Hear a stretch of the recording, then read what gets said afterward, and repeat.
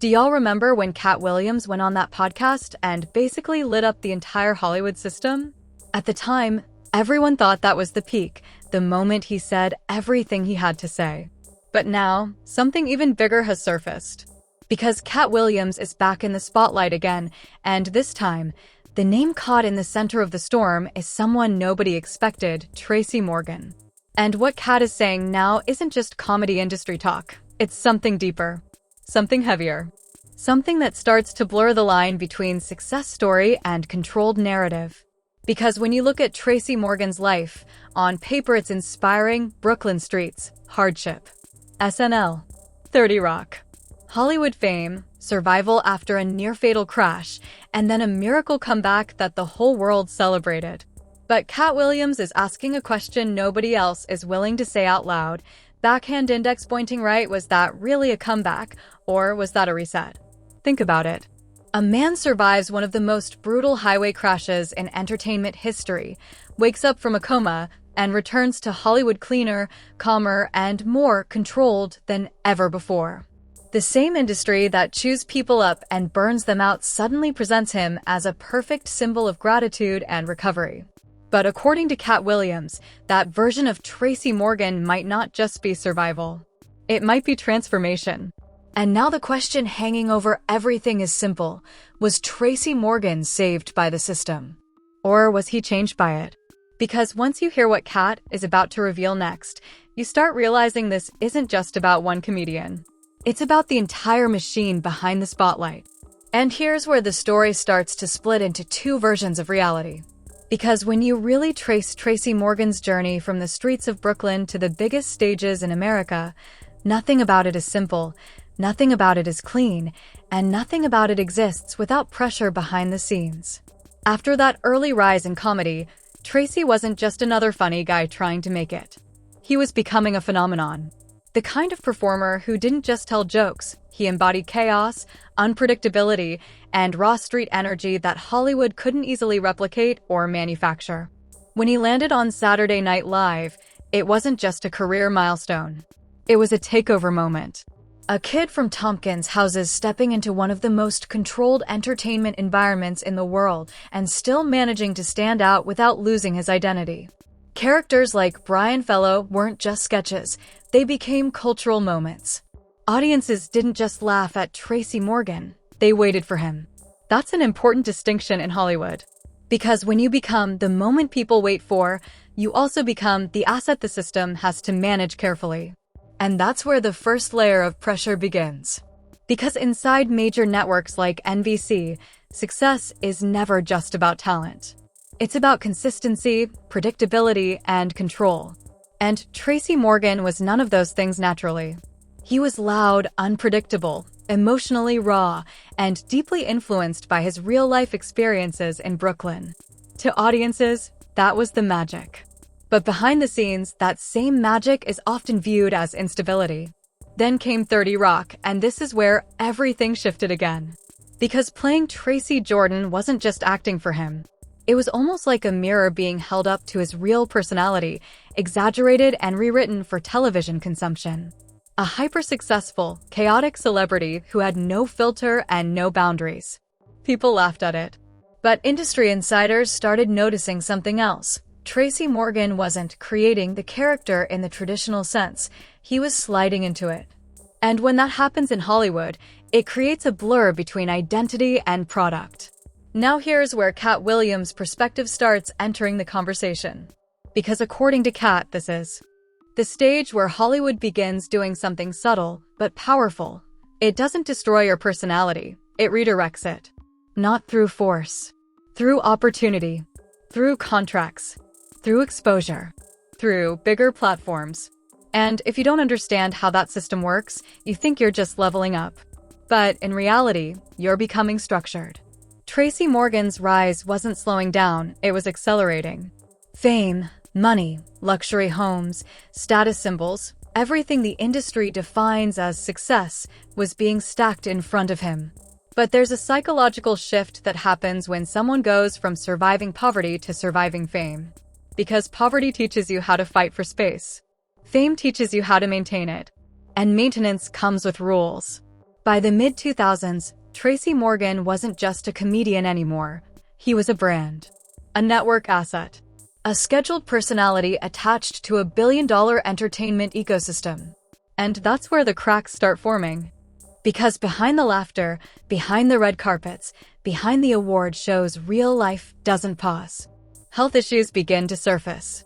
Diabetes complications, physical exhaustion, emotional strain, the pressure of always being on for cameras and audiences. And slowly, something shifts internally. The same man who once felt like pure creative chaos begins moving like someone who is aware of consequences. Then comes the moment that changes everything. June 7th, 2014. A night that starts like any other comedy tour stop ends on a New Jersey highway in complete destruction. A Walmart truck, reportedly driven under extreme fatigue, collides with Tracy Morgan's limousine at high speed. The impact is not just violent, it is catastrophic. The vehicle flips. Metal tears apart. Glass explodes. One of Tracy's closest friends, James McNair, dies at the scene. And Tracy Morgan is pulled from the wreckage barely alive. This is the moment the public narrative freezes. Because from here, everything becomes about survival. Coma, brain injury, broken bones, life support. For months, the world watches a man who once dominated comedy stages fight for basic consciousness. And then, something unexpected happens. He survives. Not just survives, but returns. And this is where Katt Williams' questions begin to get louder. Because the comeback story that follows is almost too perfect. The emotional speeches, the forgiveness, the gratitude toward the system, the carefully structured public appearances, the return to Saturday Night Live with a standing ovation moment that feels like a scripted redemption arc. To the public, it's inspiring. To skeptics like Katt Williams, it raises questions. Because in entertainment history, trauma usually breaks people. But in Tracy Morgan's case, it appears to have refined him, calmed him, repositioned him. And the version of Tracy that returns is noticeably different. Less chaotic, more controlled, more careful with words, more aligned with corporate messaging. And that contrast becomes the center of suspicion. Because the question stops being, did he recover? And starts becoming, backhand index pointing right, what version of him recovered? He didn't just drop a statement. He set off a storm across the entire comedy world. Because when Katt Williams allegedly brought Tracy Morgan into the conversation, it wasn't framed like casual commentary anymore. It sounded like a challenge to everything Hollywood had carefully built around his name for years. And to understand why this hit so hard, you have to go back before the fame, before the contracts, before the spotlight ever touched Tracy Morgan's life. A kid from Bedford-Stuyvesant, Brooklyn, growing up in a world where silence could get you into trouble and laughter could get you out of it. That's where Tracy Morgan learned comedy, not in classrooms, not in training rooms, but on the streets where humor wasn't entertainment, it was survival. Every joke he made early on wasn't about attention. It was about deflection, about shifting energy in dangerous environments, about staying unseen by becoming unforgettable in another way. When his father died in 1987, something inside him changed permanently. That loss didn't just create pain, it created personality. A loud, unpredictable, high-energy version of himself that didn't hesitate, didn't filter, and didn't hold back.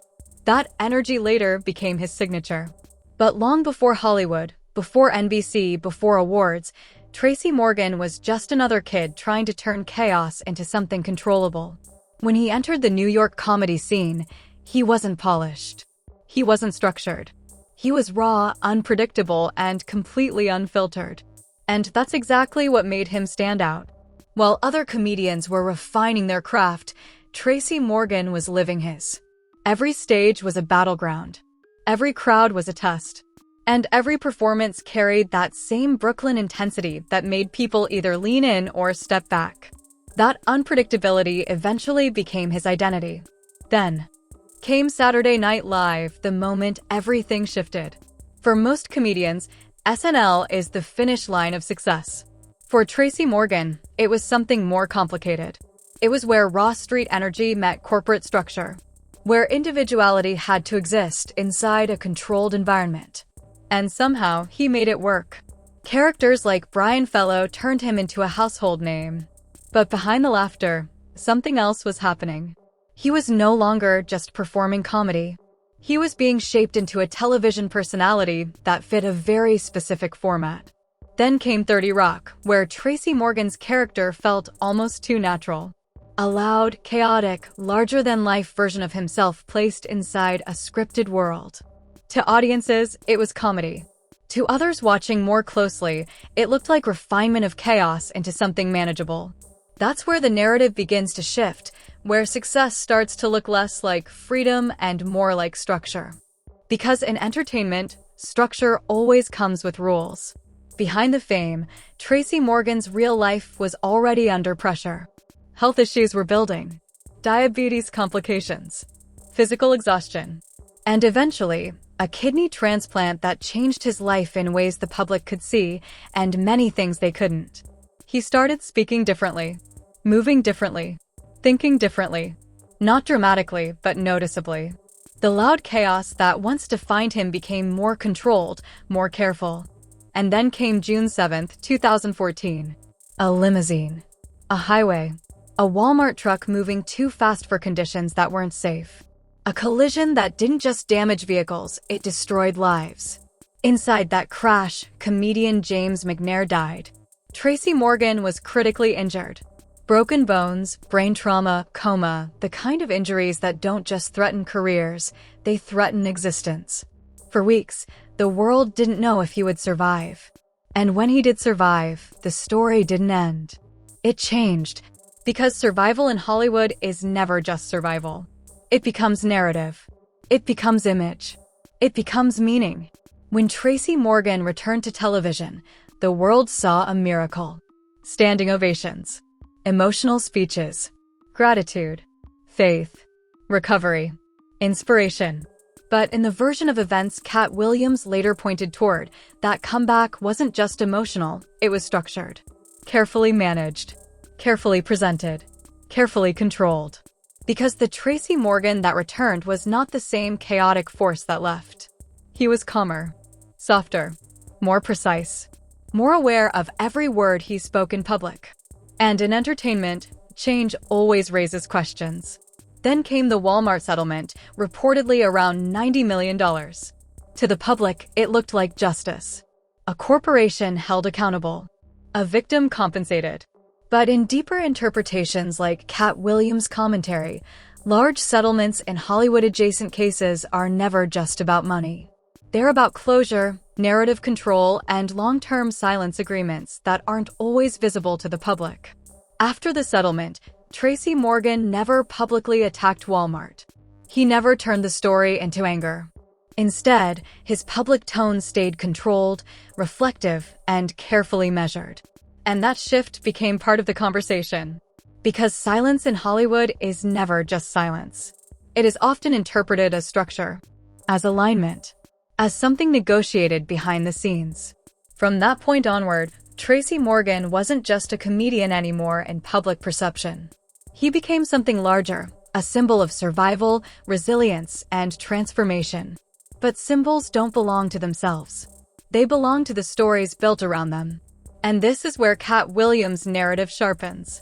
Because according to that perspective, Hollywood doesn't just create stars. It manages them. It doesn't just celebrate survival. It organizes it into something digestible, marketable, and repeatable. And Tracy Morgan's story contains all the elements that make that narrative powerful: poverty, rise, fame, collapse, survival, return. Which is exactly why it becomes so heavily discussed. Because the question stops being about what happened and starts becoming about what changed after. Was it healing? Was it evolution? Or was it adaptation under pressure? That's the question hanging over everything Katt Williams brought into the conversation. Not just about Tracy Morgan, but about how far control can stretch inside an industry built on personality, contracts, and perception. And once that question is asked, it doesn't leave easily. Because now every smile looks slightly different. Every speech sounds slightly measured. And every comeback feels slightly structured. Not because anything new is proven, but because a different interpretation was introduced. And in entertainment, sometimes that is all it takes to change how a story is seen forever. After everything, the accident, the recovery, the settlement, and the comeback, Tracy Morgan didn't just return to comedy. He returned to an industry that had already rewritten parts of his story for him. And that's where the conversation Katt Williams sparked takes its final shape in this narrative. Because at this point, it's no longer just about one comedian or one accident. It's about how fame, survival, and corporate structure overlap in a way the audience rarely sees clearly. Tracy Morgan became, in the public eye, a symbol of resilience. A man who survived something unimaginable and came back to the stage smiling, performing, and speaking about gratitude. That image was powerful. It inspired people. It closed a painful chapter in a way that felt almost cinematic. But in the version of events being pushed through Katt Williams' commentary, that perfect comeback isn't just inspiration, it's transformation under pressure from forces most people never see. Because after something that extreme, nothing stays exactly the same. Not the body, not the mind, not the public identity, and especially not the business surrounding it. Hollywood doesn't just respond to survival stories. It builds them. It packages them. It turns them into long-term narratives that can be replayed, referenced, and monetized. And Tracy Morgan's return fit that structure almost too perfectly. A tragic accident, a near-death experience, a massive corporate settlement, a slow, emotional recovery, then a controlled, highly visible comeback. To the public, that's the miracle arc. To critics like Katt Williams, it becomes something more complicated, a managed storyline where every phase serves a purpose in shaping how the artist is perceived after trauma. Because once someone goes through something that public, their image is no longer entirely their own. It becomes shared territory between personal identity, media framing, and corporate interest. And that's where the uncomfortable questions begin to form again.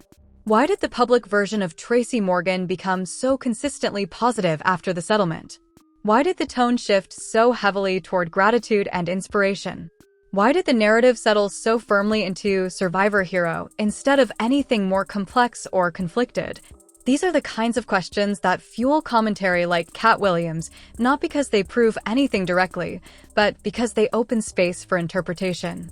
And interpretation is where modern media narratives are built. At the same time, it's important to understand something else clearly. Tracy Morgan's recovery was real. The injuries were real. The loss was real. The rehabilitation was real. The comeback was real. But reality in public life doesn't exist in isolation. It exists alongside storytelling, branding, contracts, and audience expectation. And when those layers stack on top of each other, the final version the world sees is never just the raw truth. It's the edited, structured, and repeated version that survives distribution. That's why Tracy Morgan's story continues to be discussed years later. Not because there's a single hidden answer waiting to be revealed, but because his journey sits right at the intersection of entertainment, trauma, and industry control, three forces that constantly reshape how celebrity stories are understood. And that's also why Katt Williams' comments hit such a nerve in the first place. Because they don't just focus on Tracy Morgan as a person. They use his story as a lens to question how Hollywood handles survival itself. Who gets to define the comeback?